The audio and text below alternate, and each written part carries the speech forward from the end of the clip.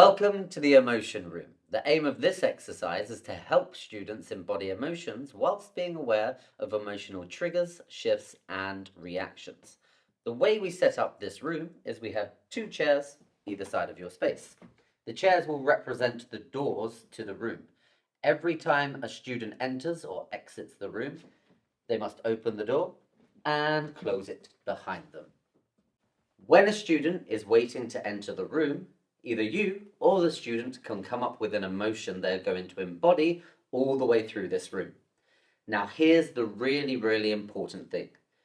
Every student must have a reason for that emotion. Remember, we don't just magically have emotions. They come from somewhere. Either something that has either just happened to us, something we're worried about what's going to happen, or not necessarily worried, excited, or something we are thinking about.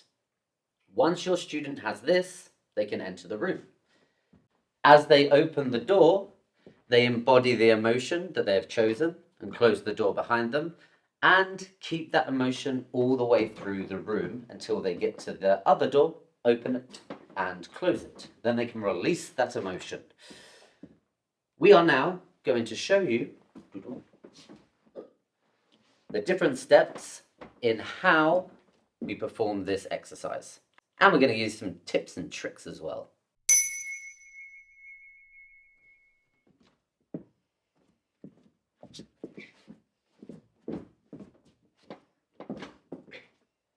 Notice how Sarah rushed through this exercise.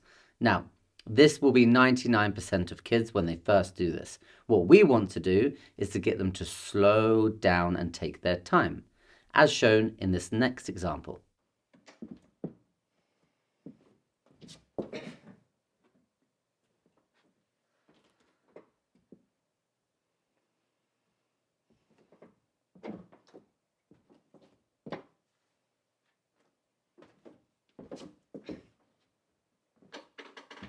To make it more interesting for the students who are watching, once the student has left the room, you can get them to guess what emotion they thought it was. For the younger students, we like to have little help sheets with the emotions on.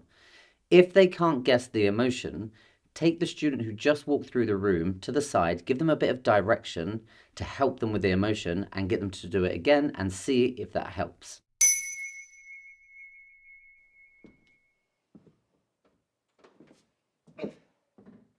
Leave me alone! I hate this house.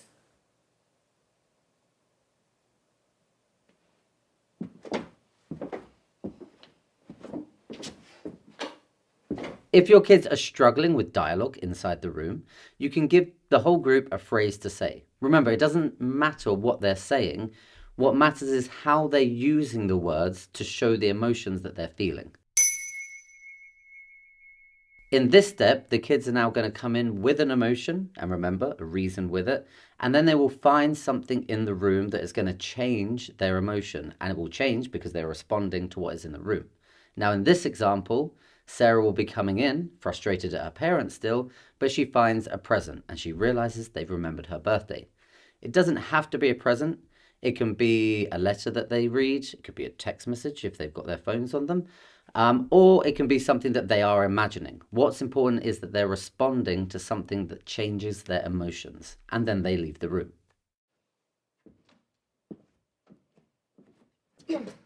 Leave me alone! I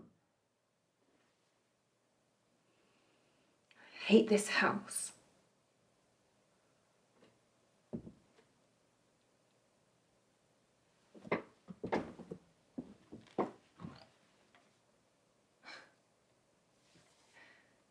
They didn't forget my birthday.